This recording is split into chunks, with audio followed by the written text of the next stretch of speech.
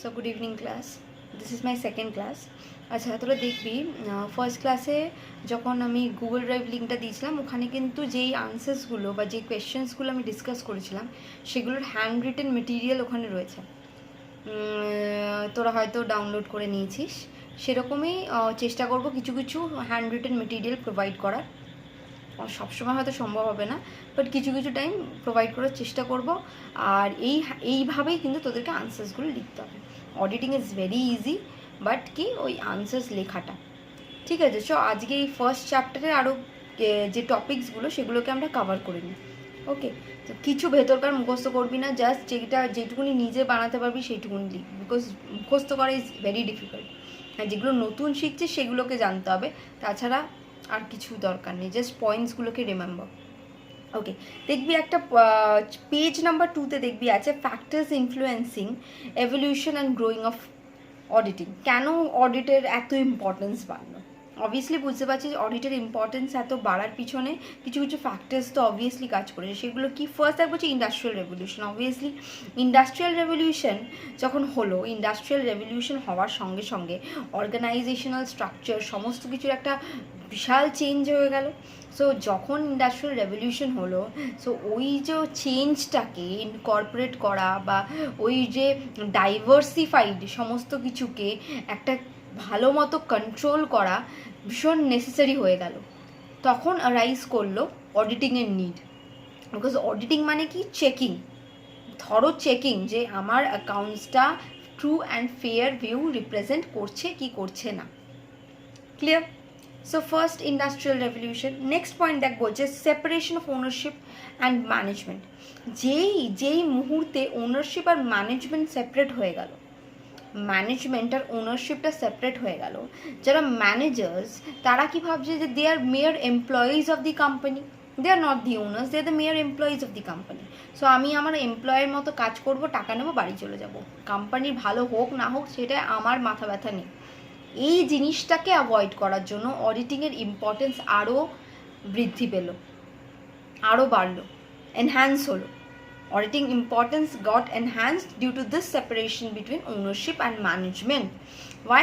Because the managers যারা manage করছে তারা ভাবলো we are just paid employees, so let's just get the payment, get the remuneration, salary, and just work for that salary only without giving special attention to the company.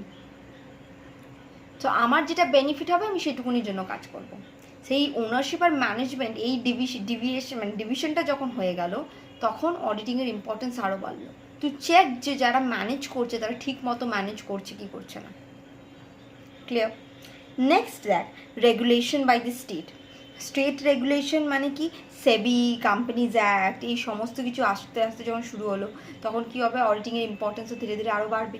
তারপর হচ্ছে প্রোনাউন্সমেন্ট by court যখন আরও মানে এই ব্যাপারটাকে আরও focus করলো, court থেকে যখন আরও এই ফোকাস মানে জুডিশিয়াল সিস্টেম যে ইনফ্লুয়েন্স করতে শুরু করলো, তখনও অডিটিংয়ের ইম্পর্টেন্স বাড়লো। জাস্ট এইভাবে তাদেরকে লিখতে হবে। নেক্সট দেখ যে কোর্টের মেন হচ্ছে কি যে আমাদের গ্যাপ আছে। গ্যাপ কি? Generally accepted accounting principles. কেন এই অ্যাকাউন্টিং প্রিন্সিপালস আনা হয়েছিল? যাতে কি একটা আমরা পারে থাকি। তোর অ্যাকাউন্টস তুই যেভাবে করছিস, আমার অ্যাকাউন্টসে যেন আমি সেই মেথডটা ফলো করি, সো দ্যাট আমার অ্যাকাউন্টস আর তোর অ্যাকাউন্টস আমি কম্পেয়ার করতে পারি। If it is not at the position of comparison, তাহলে আমি বুঝবো কী করে ভালো কী খারাপ কী। সো এই সমস্ত কিছু আসার সাথে সাথে অডিটিংয়ের ইম্পর্টেন্স বাড়তে শুরু করলো। দেন অ্যাকাউন্টেন্টের যে জবটা, সেটা একটা important job, very important job. So এই অ্যাকাউন্টেন্টের জবটাকে আরও ইম্পর্টেন্স দিয়ে দিল হচ্ছে অডিটিং। তখন শুরু হলো হচ্ছে সিএ আসা, চার্টার্ড অ্যাকাউন্টেন্টস আসা। বিকজ কি অ্যাকাউন্টেন্ট আমি একটা রেখে দিলাম, অ্যাকাউন্টেন্ট ভুলভাল করলে অ্যাকাউন্টেন্টেরও যে মেন সে হচ্ছে চার্টার্ড অ্যাকাউন্টেন্টেরও ওপরে। তাহলে এই regulation of profession as accountant হিসেবে যে প্রফেশনটা যে ইনভলভ হলো, তখন অডিটিংয়ের ইম্পর্টেন্স কিন্তু আরও কিছুটা বেড়ে গেল। তারপরে কি মেকানাইজড অ্যাকাউন্টিং সিস্টেম। এখন কি আমরা সেই আগে ট্রেডিশনাল মেথডের মতো অ্যাকাউন্টিং করি না, এখন সমস্ত কিছু মেকানিক্যাল হয়ে গেছে, মেকানিক্যাল ওয়েতে হয়ে গেছে। সো আরও দেখবি ওই ভুল হওয়ার চান্সেসগুলো কিছু কিছু জায়গায় এতটাই এমনভাবে ভুল হবে যে বোঝাও যায় না। সো এই যে ভুলটা যেটা যাতে বোঝা যায়, তাই জন্য অডিটিংয়ের ইম্পর্টেন্স বাড়ছে। Clear? Next international accounting standards develop হয়েছে, তো সেইগুলো কে জানবে? চার্টার্ড অ্যাকাউন্টেন্টসই জানবে, তারই একমাত্র ডাইভার্সিফাইড সব থেকে বেশি নলেজ হবে। সো অডিটিংয়ের ইম্পর্টেন্স এইভাবে ধীরে ধীরে যখনই আমার এনভায়রনমেন্টাল চেঞ্জেস আসতে শুরু করলো, অডিটিংয়ের ইম্পর্টেন্সও বাড়তে শুরু করলো। তারপরে দেখ social responsibility, emphasis on efficiency audit, তারপরে ইন্ট্রোডাকশন অফ কম্পালসারি অডিট। এবার কম্পালসারি অডিটটা কেন করতে হবে? বিকজ একটা অর্গানাইজেশনের ফিনান্সিয়াল স্টেটমেন্টের ওপরে অনেকের ইন্টারেস্ট রয়েছে। যেমন সেখানকার স্টেক হোল্ডার্স যারা স্টেক হোল্ডার্স ওই কোম্পানির, তাদের তো কোম্পানি যেমন চলবে তাদেরও মানে কোম্পানির উপরে তারাও ডিপেন্ডেন্ট। সো অডিটিং তো ইম্পর্টেন্স হবেই। নেক্সট সোশ্যাল রেসপন্সিবিলিটি, একটা কোম্পানি, একটা অর্গানাইজেশন একটা সোসাইটির মধ্যে অপারেট করে। সো ওই সোসাইটির মধ্যে যখন অপারেট করছে তাকে কিন্তু সোসাইটির ব্যাপারে ভাবতেই হবে along with profit making. So সোসাইটির ব্যাপারে ভাবার জন্য তাই এই জন্য সোশ্যাল রেসপন্সিবিলিটিতে ফোকাস করতে হবে যে কোনোভাবে organisation is not harming the society at large. তাই জন্য এসছে audit, to check all this. Clear? So এই পয়েন্টসগুলোকেই 4-5 লাইন করে তোকে এক্সপ্লেন করে লিখতে হবে। যদি কোয়েশ্চেন আসে হচ্ছে what are the different factors influencing evolution and growth of auditing. Clear? ঠিক এই কোয়েশ্চেনটারও আনসার আমি এই ভিডিওর তোর ড্রাইভে আমি দিয়ে দেবো। Clear? So auditing is very easy, মানে এগুলো বোঝানোর কিছু লাগে না, আর এই তোরা রিডিং করলেও বুঝতে পারবি যে কী আছে। যেখানে মেন আমি বোঝাবো সেটা হচ্ছে কোম্পানি অডিট যখন আসবে, সেখানে কিছু কিছু জায়গা বোঝানোর আছে, বাদ বাকি এগুলো তো কিছুই নেই। শুধু এরার্সগুলো যেগুলো ছিল সেগুলো একটু বোঝাচ্ছিল, কারণ সেগুলো তোরা জানতিস না। Errors of principal compensating error around all. Fine, এবার আয় দেখ, আমি তোদেরকে যে বইয়ের এটা শেয়ার করেছি ওখানেই সমস্ত কিছু দেওয়া আছে, ঠিক আছে? তাও চেষ্টা করবি এগুলোকে নিজের ভাষায় লিখে নেওয়া। ওকে, এবার নেক্সট দেখ, অবজেক্টিভস অফ অডিটিং আমি লিখানো আছে, লিখিয়ে দিয়েছি বা হ্যান্ড রিটেন নোটসটা পাঠিয়ে দিয়েছি। আচ্ছা, এবারে ধর ফাংশনস অফ অডিটিংয়ে যদি তোকে কোয়েশ্চেন করে what are the functions of auditing, তাহলে তোকে তখন কী কী বলতে হবে? What are the functions of auditing? Functions of auditing কি? ইন্টারনাল কন্ট্রোল, যে ইন্টারনাল সিস্টেমটা, যেটা অর্গানাইজেশনের ইন্টারনাল কন্ট্রোল সিস্টেমটা কীভাবে অ্যাকাউন্টস করছে, কীভাবে সমস্ত বুকস রেকর্ডস মেনটেন হচ্ছে, সেই ইন্টারনাল কন্ট্রোল সিস্টেমটাকে চেক করতে হবে। যদি ইন্টারনাল কন্ট্রোলটা স্ট্রং হয় তাহলে তো অত বেশি ফোকাস করে অডিট করারও দরকার নেই। If my accountants and my system is very strong, তাহলে আমরা অটোমেটিক্যালি অডিটাররা বুঝে যাবে কি যে এরা সমস্ত কিছু ঠিকঠাকভাবেই করেছে। সো অত ফোকাস দিয়ে চেক করা তখন আর দরকার পড়ে না।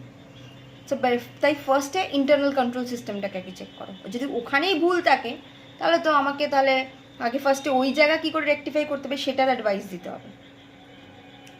নেক্সট দেখ, বলছে review of accounting principles and policy. Obviously যেটা আমাকে দেখতে হবে যে অ্যাকাউন্টিং সেই সমস্ত প্রিন্সিপালস অ্যান্ড পলিসিস জানে কি না, ভুলভাল অ্যাকাউন্টিং করছে কি করছে না।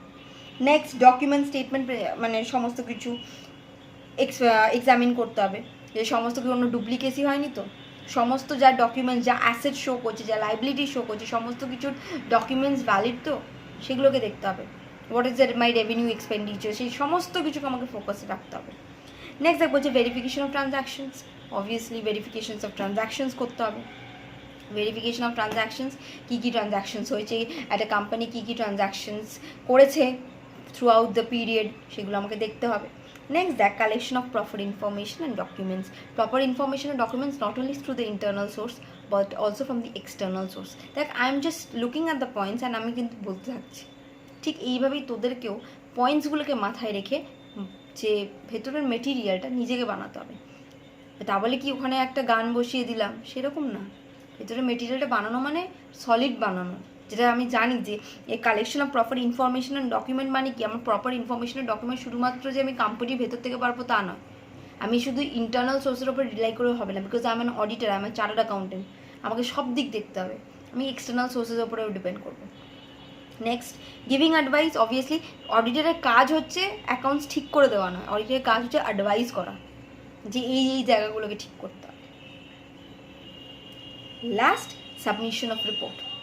সমস্ত কিছু হয়ে গেলে অডিটারের কাজ কি, একটা রিপোর্ট দেওয়া যেখানে বলা থাকবে whether my financial statement represents a true and a fair view or not.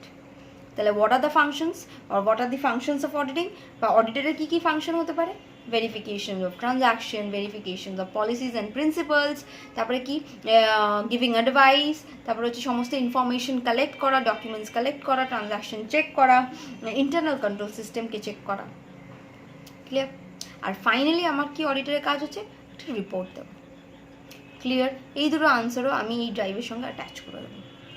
ছোটো করে লেখার চেষ্টা করবি, যে আমি যেই আনসার্সগুলো হ্যান্ড রিটেন পাঠাচ্ছি ওগুলোই মুখস্থ করে লিখতে হবে, ওরকম ব্যাপার না। তুই তোর নিজের ভাষায় নিজের ল্যাঙ্গুয়েজে লিখবি, because auditing is very easy, very easy. Just তোকে জানতে হবে, ওই জন্য আমি কিছু কিছু হ্যান্ড রিটেন দিয়ে দিচ্ছি যাতে বুঝতে পারিস যে এইভাবে লিখতে হয়। This is the pattern, this is the way. Clear?